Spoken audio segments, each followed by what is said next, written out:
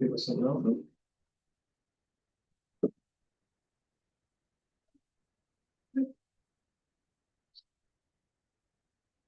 Right, We're good to go. thank you. So I will call to order the City of Salem and Salem URA Finance Committee for December 15th, 2025. I am Deanna Gwen, Chair. Shane Matthews. Julie Hoyt. Staff. Dan Atchison, City Attorney. Josh Eggleston, Chief Financial Officer. Hallie Leinenbach, Budget Manager. Alan Dannon, City Engineer. James Wharton Hess, Analyst in the Budget Office. Sherman Thomas, Admin Analyst. Brian Martin, Public Works Director. Tammy Stars, Engineer and Admin Manager. And in the back, Counselor Nishioka as a guest. And we also online have Online counselor. Greetings, all. Vanessa Nordyke. and Chief. Dave Graba, Fire Chief, guest. Thank you all for being here. Did everyone have an opportunity to review the minutes from the November 17th meeting? And do we have a motion? I move to approve the minutes from the November 17th meeting. Second. And all in favor? Aye. Motion passes. Do we have anyone signed up for public comment? We do not. Okay, we have no action items. We have a management update and information items. Thank you. Oh, was that you? I'm gonna kick us off, and then we'll see if there's any questions or comments.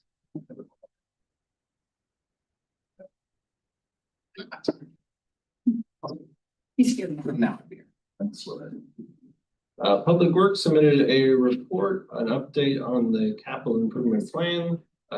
This is part of our commitment. There was a change to the council policy C9 last year to come back forward with the finance committee with updates.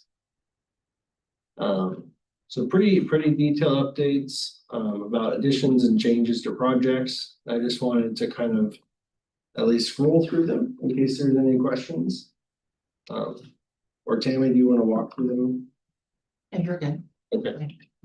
Wallace Marine or Wallace Natural Area Enhancement, a mid-year project. Crooked House Playground resurfacing.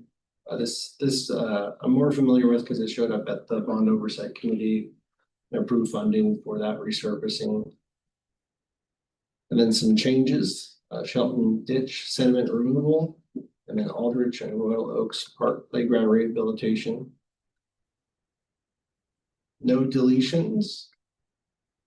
And a nice long list of completed projects. And I did hear from Councilor Tigan, he replied, and the way he noted is the nice thing was that the actuals were less than the budget, which I On also every appreciate. single, yeah, on every single item. I noticed that too. So what happens with the excess there? It just stays in the CIP fund? So it depends on the funding source. So like for example, SDCs, they roll back into unspecified and then will get allocated to another project. For bond funds, you know, we're talking through what that looks like with the Bond Oversight Committee, but a similar process. Gotcha. But generally, it just stays in the capital improvement funds and gets reprogrammed. And so none of these would be like grant funds that we'd have to give the excess back. Our grant funds are reimbursed. So we pay the expenditures first up front, and then they reimburse us. Gotcha. In almost every case, there's a few exceptions where we get the funds up front. But generally, those are broader in scope and you can find additional expenditures that is allowed.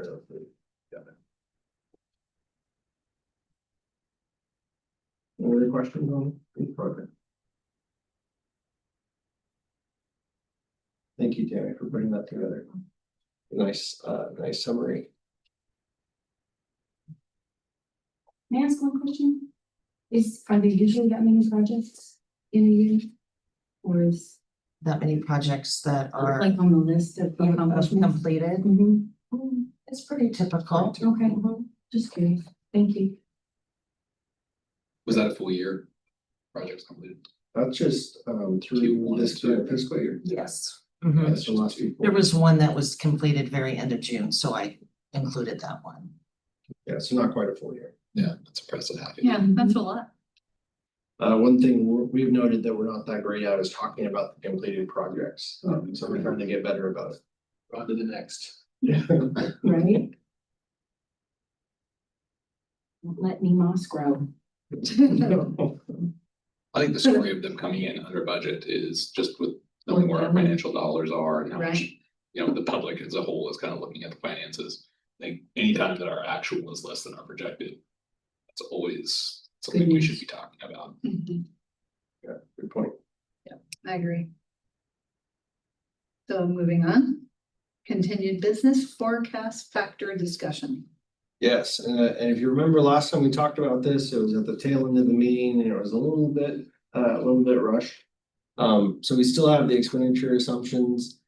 But the new information is we added the revenue assumptions for the general fund. Just to give you guys an overview of what we're looking at currently. Still subject to change, we're still finalizing the forecast. But this is where we're looking. One shift that we are looking at, you'll note a really high number here for current year property tax increases for fiscal year 2027. And this is due almost entirely to Mill Creek and North Gateway, those URAs Indian collections. So even our projections from last year didn't take into account the information we actually received from the assessor back in October, so it's even a larger amount than we expected. And we'll dig into it a lot at the budget committee meeting in January. But that was a nice surprise to see that happening. And then you see the out years, 4.2% increase in current year property taxes. This is slightly less for the out years than we were forecasting last year. Last year was 4.35. 4.35. We're mitigating a little bit. We only saw just over 3% from last year to this year, so we're just bringing it down just a tiny bit, just to account for that shift. Because it's pretty impactful, even those couple percentage points. Do we know, like, how many units of new construction are coming online? Like in 2028, those are probably homes that were completed and sold in 2025 or 2026, right? So do we track that at all? Like how many housing starts? And I'm just curious, and if that number reflects those. So it's really challenging to track through the building process, and we've had efforts at doing that, actually saying, okay, here's the building permit, here's when it was pulled, here's when it shows up on the tax roll.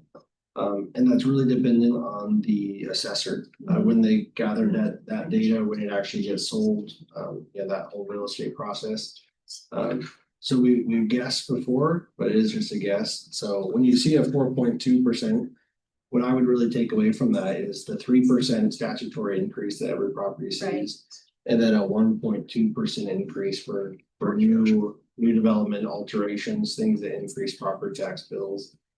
And that's historically been what we've seen, just over that 1%. Other communities that are really focusing on, expansion, building, you'll see a larger amount at Hillsborough, Bend, those kind of places.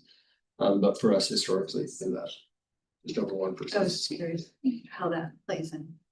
And maybe there's not, but is there a healthy percentage we should be targeting? I mean, obviously 3% is guaranteed, but for that kind of alteration, new construction, what is a healthy community see? Yeah, so it's actually a pretty complicated question, because the one challenge so when you see new development, we see additional revenue, but not enough to add more services. So like, if you had a 6% up there, that would be great. We'd be able to probably cover increases in costs and probably add a little bit, but you're also adding quite a few community members that require those services. So it's a bit of a cycle. Gotcha. And with how our property tax system works, when a new property comes on the tax rolls with the change property ratio, it's kind of this ever declining amount. as they adjust that ratio. So new properties come on at a little bit less value than the prior year. Hmm. So that's the challenge. We'd like to see a higher number, but a higher number also means more residents, more call volume that we have to respond to. Gotcha. Thank you. Did anybody else have any questions on that? Just on that point, it'd be interesting to know like what the ratio is at some point, right? This is not a top level thing, but just generally like for every dollar we take in at new construction property tax, we really end up spending a proposed $1.30 for city service expense. So that we had some ratio to kind of go back to say how those two things offset each other. Maybe that's too difficult of calculation. I don't know, but if there was some sort of ratio, that would be helpful to store it in line. So in services being added or services spent or? I think because like initially, just like you were saying, I obviously, I'm like, okay, well, part of the solution here is we need to see a higher current year property tax by increasing development some way, but what you're saying makes sense is that it's a cyclical problem, right? It's a self-fulfilling prophecy. You add these houses and these units, and so you increase your property tax revenue, but you've also increased the amount of services from police and fire and sewer and all these things, and so if we know what our per person cost is for all of our city services versus what our per person, I guess person's tough, but per square foot, however there would be a calculation. If it's not readily available, don't. I did some high level analysis a couple of years ago that I can refresh with just with like per capita spending basically by category. And I think that's really interesting because as the population grows, we should be, maintaining or keeping closer, but it's actually, going down. In regard to annexations, part of that analysis that staff provides to council is, the fiscal impact of annexing that property, and it's very dated, but Eco Northwest provided sort of that analysis on just bringing property in and what growth could be expected from that property. And my recollection is that every acre we take in of undeveloped property and annex in, it costs us more in services than we'll get in property tax. Once it's developed. Yeah, especially, single family residential, multifamily, those ones are service heavy, mixed use is kind of where there could be, where the value of the property might exceed the cost of service, where you don't have as many residents, but you still have a higher value property. Gotcha. So moving right along, electric franchise, we're looking at a 6% increase. This one is, an educated guess. There's a lot of pushback on the electric provider PGE, where they've had these large increases. We're forecasting a lower amount than previously, just because we don't expect them to be able to actually get a higher rate through the Public Utility Commission. Telecommunications franchise, we're holding this flat for a couple of reasons. In general, we see this, regular traditional landlines going down. But also in this category is new franchise or fiber providers. Like the Zipleys of the world and. Not Ziply, but Easy Right. And Hunter Communications are two that we have. We have agreements with, and they are in kind of the permit process. So in previous versions, you would have seen a decline here. We're holding it flat in anticipation, and hopefully it'll actually be more than zero. Natural gas franchise, again, this one's hard to predict, just with the rate setting process. So we have a 5% in there. Cable franchise is fairly easy to predict. It's going down. So continuing to see that decline there. Refuse solid waste franchise, we're looking at a 4% increase. And this is both like rate driven that the city council approves, and also if there's new accounts being added. City operations fee, it goes up currently with the CPI. So we're looking, the CPI through September was 3.3. And then we're forecasting at 3% in the out years. Fees for service, we're looking at just similar to that CPI inflation factor, and this impacts some of the other, the document sales, other things. Falls into that category, Kevin. Yeah. Okay. There's several fees that fall into that category. Planning SWAT site dwelling review fees. For those categories, we really target cost recovery, so we're looking at some adjustments there. Why such a huge amount? Can you speak to that one? That's really the average. I was trying to look historically because the planning fees have been trending lower this year. And so, to kind of stabilize the forecast picture for next year, I increased site plan review. So one thing we try to do there is, since we're looking for 100% cost recovery, is as development ebbs and flows, it can adjust the fees. Generally, we don't lower the fees, but certainly if we see a decline in revenue that's not covering costs, then we look for an increase. Yeah, and then at 4% is related to the cost of living adjustment for the staff. Well, my only concern with such a large jump, this is my concern, maybe no one else's, but we're already unaffordable when it comes to the cost of housing. So that 12% is gonna be passed on to consumers. Our development and builder community are not gonna eat that. They can't. So. I'm not seeing that on my spreadsheet, 12%. Is that not what I'm seeing right there? 12%? Yeah, it is. You're saying this is a typo, it's not 12%. Well, I'm gonna have to look. That would make me happy. I was We'll come back. Okay. Let me look at my formula. Could be in I think the same question for licenses and permits. Yep. there. That's the one I was talking about. Okay.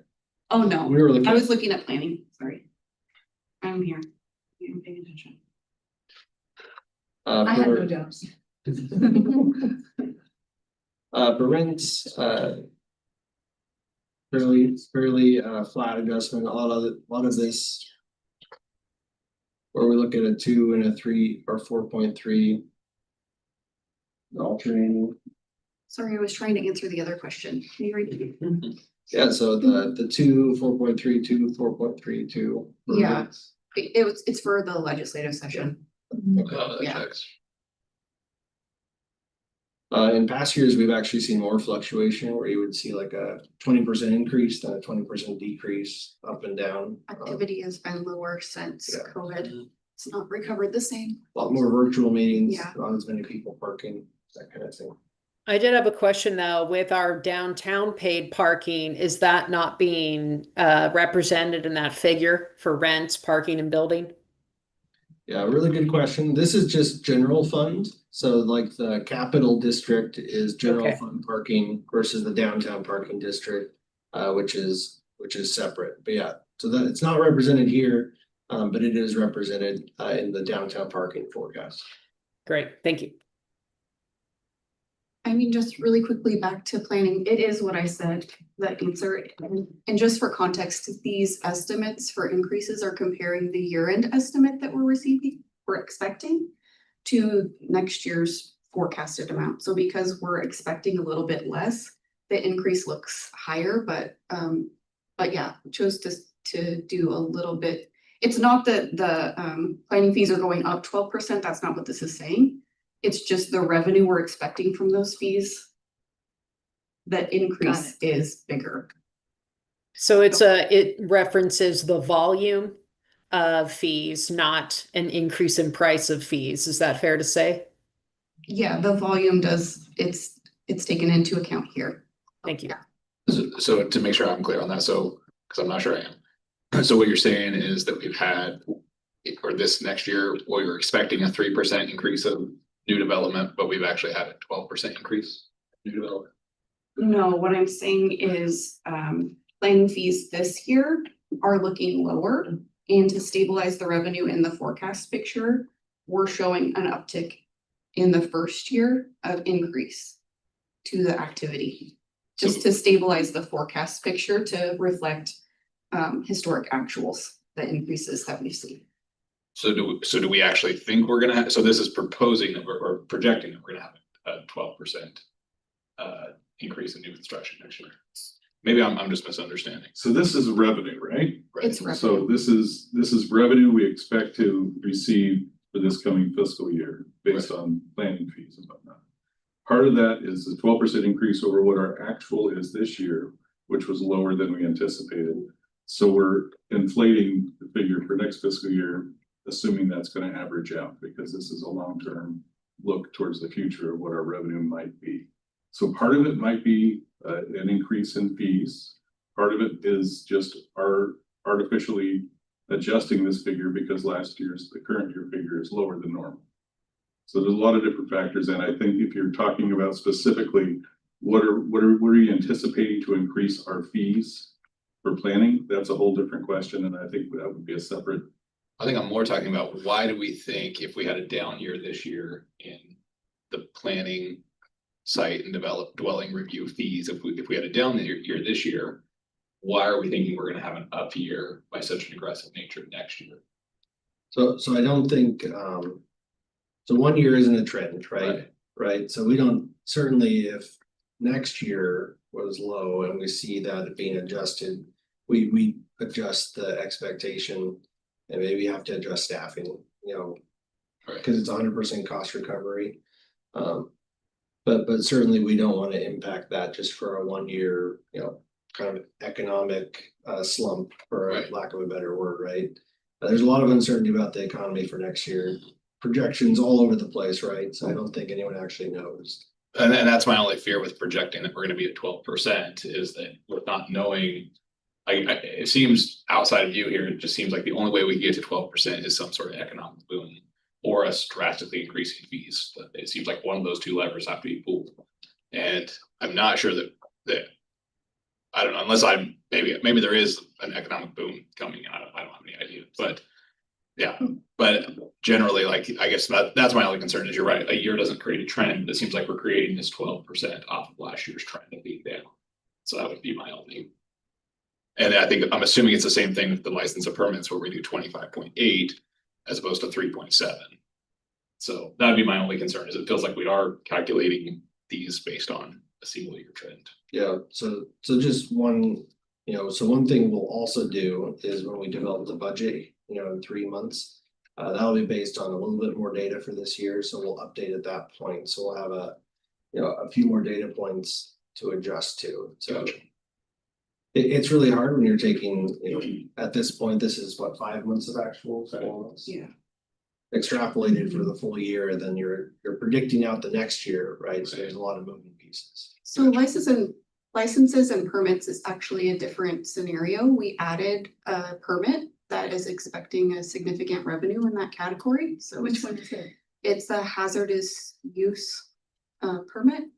So they're doing inspections for Is it businesses. asbestos or?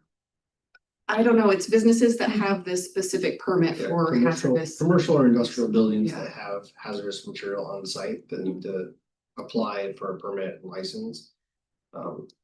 We are going to begin enforcing that and doing the inspection that the fire department charges for. So that's something that was added through this budget cycle. And they just got the 2 positions hired. So I expect that.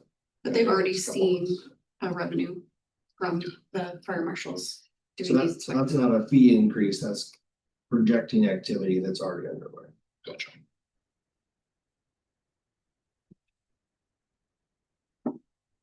Are And the businesses aware of that? Like, those property owners, are they aware? It just seems like sometimes we initiate these. Like sign code or tree code, and people aren't aware, and suddenly they're getting fines or charged and they're unaware. So I'm just wondering, are we making sure people are aware? yeah, appreciate the question. And what initiates those Yeah. inspections? We happen to have the fire chief on the meeting. I don't know. if you can Hallelujah. Speak to that.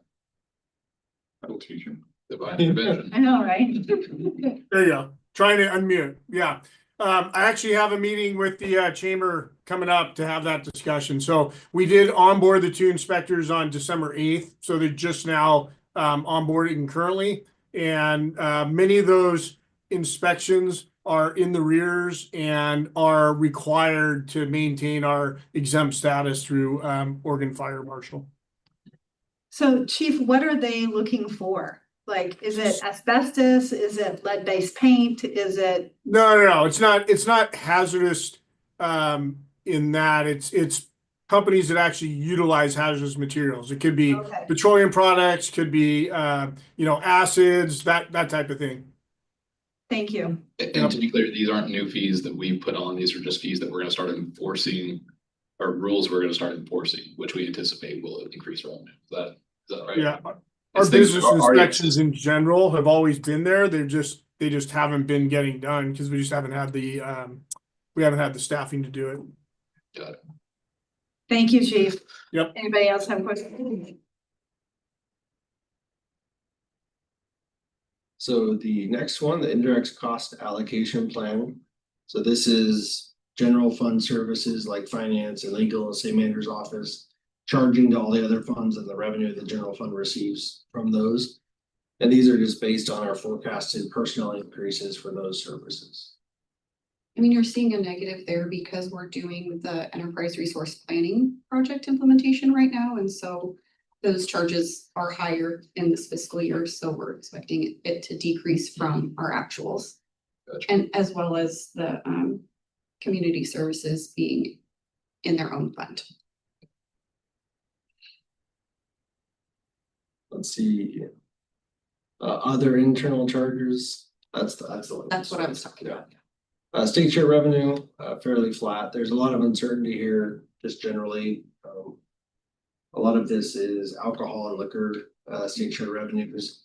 And the OLCC, they just built a warehouse, it diverted some of the funds. So there's. I've heard they might need more funds for that, so we're just projecting it fairly flat. Gas tax is separate from that. Separate from that, yeah. Other agencies must have received some large grants in the current year. No, this is for library for CCRLS, the payment we would receive. It's now going to the local option levy fund, so that's the decrease we're seeing here. But the grants one is a grant we received this year. Great. It's Department of Energy grant. Yeah, it is. You go down and put them. Never mind. I don't see the. There it Oh, is. there it is. Yeah, Got it. Facility it's assessment. the facility energy assessment. And that work will conclude this fiscal year. And then fine penalties, fairly flat, 4%, 2.8. So these are parking fines, court fines, things like that. Any questions? Counselor Nordek, did you have any questions? Nope.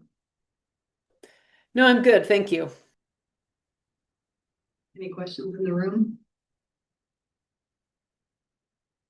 So is that it? That's it. So I mean, just the behind the scenes view. So we'll take the expenditure assumptions, revenue assumptions, run it through the forecast model. And that's what we're going to be producing the next few weeks to bring back to the budget committee in January. Is there any new business? Not unless there's any new business from committee members or anything you'd like us to bring back.